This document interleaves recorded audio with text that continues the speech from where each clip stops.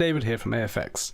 Today we're looking at behind the scenes things from our company to let you know how we score your films and sort of how it all starts, how it begins, so we can connect with you a bit better. It all seems a bit of a mystery scoring for film, so let's look at some of those secrets right now. How do we start? First thing we do is we receive the film from you, time coded if possible, please. And then we will open a program, as you can see I'm doing here. It's called Sibelius. We'll choose various instruments depending on what sort of score we're writing for you. So here we have a long list of instruments we can choose from. So let's select a blank, completely blank piece of manuscript paper, and we'll go to the next button. It'll ask us to put instruments in. Let's choose some instruments for your score. So depending on what we have discussed, we may want orchestral work, or we may want to use jazz instruments. In this instance, let's, for the sake of argument, say that we've selected to use orchestra predominantly for your film. So we'll select some woodwinds. Let's select a bunch of just random instruments. This is just totally random woodwind.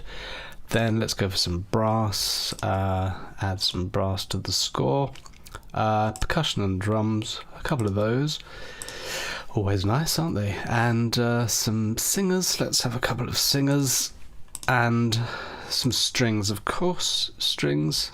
Let's choose those ones there, add those to the score. Right, so now when we press OK, this clever program, Sibelius, will populate the manuscript paper, the virtual manuscript paper, with all of these instruments and a few bars. Here we go. Before we do that, we decided the time signature. Let's go for a crazy 6/8 time. Then next, and it'll ask us for the key. We'll just use open key atonal. You don't need to worry about all this stuff. We obviously deal with this. We finished there, and now we've got the manuscript ready to go. So now we're ready to write your score. So as you can see, it's quite plain looking, and it's not the most interesting program to look at, but it's the results that are so amazing that you get from virtual manuscript paper, which is hard to get from things like GarageBand and Logic, because you just don't really see this page in Logic. I know there is a facility in Logic and Cubase, etc., to have a sort of score, a virtual score like this, but it really isn't so focused as Sibelius or the other ones. There's another one called Finale. So it's the level of sort of focus you can get. As you can see, we can select an instrument here, and we can press. And already we've got a note there. I'll mute that because we don't want to hear the noises from it. But it just loads noises that, to be honest with you, you'll never use them. They're just general MIDI noises, but we don't want to hear them, so I've just turned the volume down there. But then we select the notes like this. It's quite simple. Well, simple, I'd say. Obviously, there's a lot more to it than this. I mean, generally, when I start to write a score, I'll sit down at the piano and I'll start writing on the piano. There are two ways of doing it, really. You can sit at the piano and you can write a piece there and get your harmonies correct, or you can come straight into Sibelius and start writing like this. Really depends what you're going for and how much time you have. If you have a bit more time, you can sit at the piano and work. But if you're pressed for time, it's better to sometimes just come straight in here and start writing straight into this. But we can't write to nothing, so what we do need to do is load a video. So we'll find a video, and we prefer videos to be time coded, so that's the time code burnt in. I'll show you what I mean. We'll add a video, this one. This actually has time code burnt into it, so if we hit the play button and we go forward, you'll see the time code has been burnt into the bottom. It's just an example video, this. The reason we like that, it will stop in a minute as it reaches the end. As you can see, the green cursor reaching the end. Now it's stopped because that's where the bars end. We can extend that by adding extra bars, which I'll show you actually before we talk about time code. So now we're adding extra bars on the end, and as you can see, our score is getting longer and longer.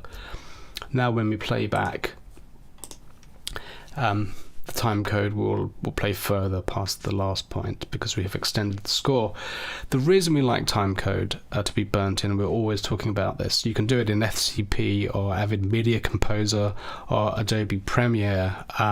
It doesn't matter what you use to do it, and it doesn't really matter if, for instance, I'm playing this back on my QuickTime player and the time code doesn't match with what QuickTime is telling me. In fact, that's why we like to do it.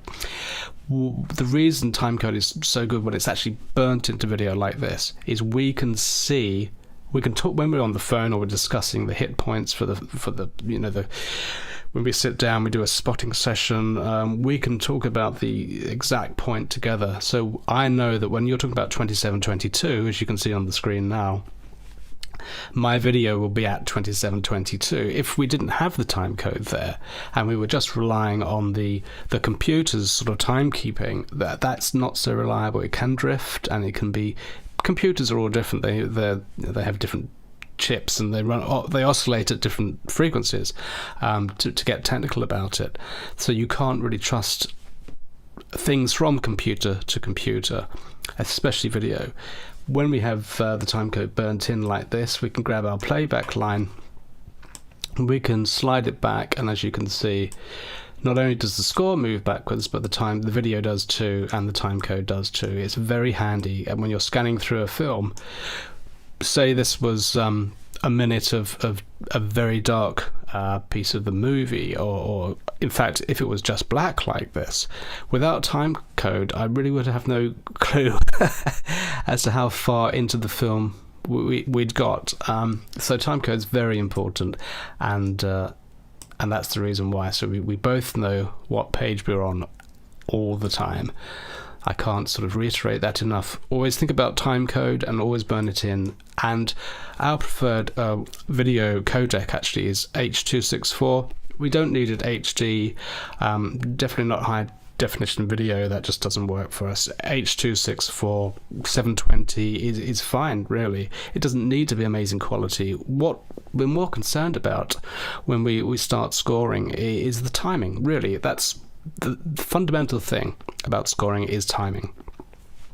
So to have the time code burnt in is so important because we really, really work on time. It's all about timing music, and so we're locked to your film time-wise. We don't mind if the picture quality isn't amazing, and it doesn't really matter about if it's black and white or color. That's not really relevant to us. What's really, really important is the timing, and the time code is so important to us. I think I've made that point. So yes, time code. There we are. The next thing to look at, really, we can either minimize the video screen, and we can put it up there, over there, out of the way, while we look more at the score. So we have, these random instruments that you saw me select earlier. We have a long list of them, and it's really up to us what we do with the music. We can make anything you want to hear, really. We have some very, very powerful samplers here. Of course, if we are going to start recording an orchestra, then that does raise the budget slightly. It's possible to record real orchestras. If we were to record real orchestras, we would simply print this off after we had inputted our notes and all sorts of things, as you can see me doing here. So this is the way it starts. We'll have your video right there, right above the notes, and we can be really precise with what we do with the music. And yes, what else can I tell you about this? Once we have finished the score completely, we put a few different markings in, and there's various things we can do to give the score dynamics. There's very quiet here, and then you've got a crescendo there. But this is literally just nothing. I've just put it there. It's a minute's work. When you start to craft it, of course, you have to link it up to your samplers, and we have a mixer here in Sibelius which allows you to do that, and you can choose to run it through another device, and we would do that by choosing an external device, which isn't these DLS music devices. They're high-powered samplers in the studio here, and we have a rack of them, and they have all the latest samples in. Then Sibelius powers those, really. These notes, you can have different velocities for them, as I can show you here. You can change the velocity, which is the strength of the note, and you can be very, very precise with every single note. I mean, this is literally nanoseconds of screen time we're looking at here. If we click the notes, the time doesn't even move, as you can see. So we are looking at it's surprising. People think music is a bit random, but you can be much more precise with something like this, with manuscript, because you can divide the beats down, as you can see, further into semi, demi, hemi, semi, demi quavers, and to be technical, but you don't need to know all that stuff. But all it really means is we can be more precise with the timing. As you can see, the notes can fall. You can have this many notes falling within this bar within practically a second of your score. You'll probably never need that many notes in a second of music.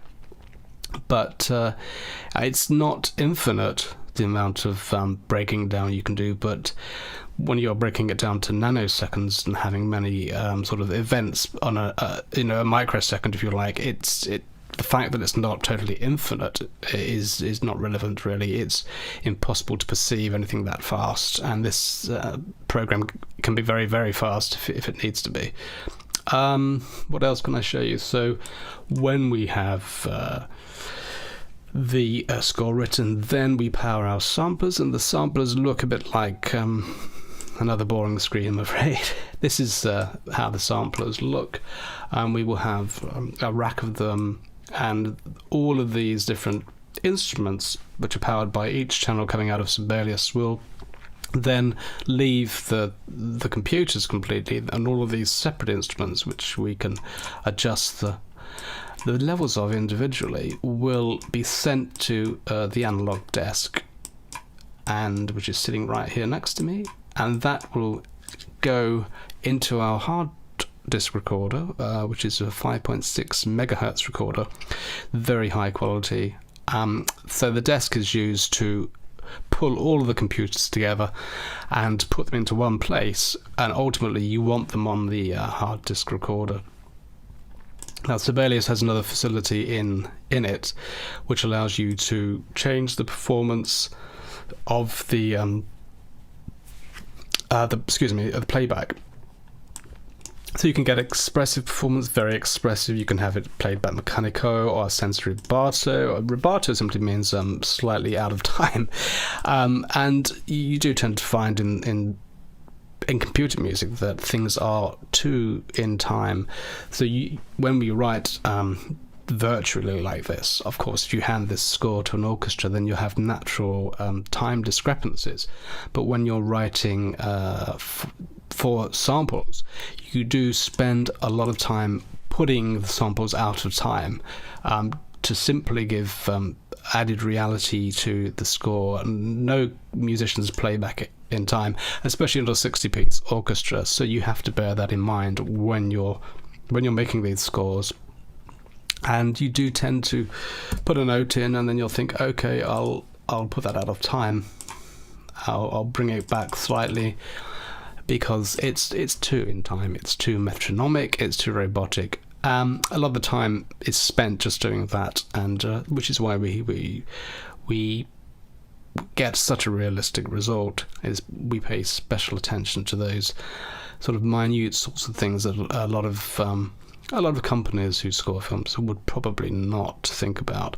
But using Sibelius does tend to focus you on every tiny little element of the notes, of the timing, whereas some of the bigger programs like Logic and Cubase tend to have all these things hidden, really, so they're not so on show, so you tend to forget about them. And I think that's really the crux of writing in an old manuscript like this, in a traditional sense, is that everything is on show and you can't forget about it. For instance, if I want to write a note here, to self do this now, I can do that, and I can drop that on that note there. So whatever it is I want to happen at that time, I can have it happen now. And this is difficult to do in other sequences, because you don't really have the facility to write next to your notes there. It's a much more precise way of working. And you can be extremely anal about the results of your scores, which leads to a better score, which leads to a better product for you, the filmmaker. And that's what we want to do. We want to please you. We want to give you the best score we can give you. And as time goes on, people are predominantly writing on computers and running samplers, and there's a real art to it. We've been doing this for many years now. We've found that using Sibelius, using a mix of very traditional methods like this, and then the real high-tech end which we have attached to this, that gives the most realism. If we were to use sort of more modern ways of scoring, like Logic and Cubase, it can detract from the musicality, and you can be left with things that sound not quite as professional. There's a place for Logic, and we do use Logic, of course, if you're looking for a sound that is very modern and you want it very precise, and or you're writing hip-hop or something, then yeah, sure, of course you wouldn't want to write hip-hop in Sibelius. I'm not saying you couldn't do it, but it doesn't really lend itself to that sort of music, that sort of sound. Yes, and I think that's where sort of GarageBand comes in. You can use GarageBand to get that sort of sound, but Sibelius is definitely more geared towards orchestra. Let's choose another video here. Perform video and time, remove video, we'll add a new one. It's telling us that we're removing it, so add a video. Let's go for the AFX logo. I think it might have... Oop, I think it had some music on there. I'm not sure if it recorded that or not, but when you send your film to us, there's a little volume control here, so we can turn your track down depending on our needs. What we'd have here, what we'd ask from you, is just the dialogue on the film. We wouldn't want anything else. It's just the dialogue, really, and if you have some sound design, of course that helps too, but the Foley and dialogue, but obviously no music. And then this would have time code on, which, as I said before, makes it easier for us. So let's have a look at that video. It's only short. It's just the company logo going backwards and forwards there. There's no time code on this one because, well, it's just a demonstration for you. But that's how easy it is to load a piece of video. So what we probably do with your film is, or we would definitely do, depending on how long it is, of course, is we take it a section at a time. So say you have an extended scene of 7 or 8 minutes, we'd cut that scene up, I'd imagine, and then we'd use that scene and would have a separate video of just that one scene. It's just less system intensive to do it like that. So we have sort of a 7-minute cut. We can drop it into this. We can start at minute 1 and finish at minute 7.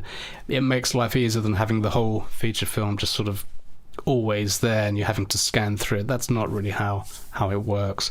We tend to call them cues. So say this was Q1, we'd cut it from the film, we'd score Q1, we'd save that, of course, and then we'd chop Q2 out of the film video-wise. Oh, of course, we can edit video here, and we'd score Q2. Then we'd have a long list of cues, just musical, not the video, just the musical pieces, and then we'd slot them back finally at the end into your feature film, giving you a long list of cues that run seamlessly, and that would be done in Logic.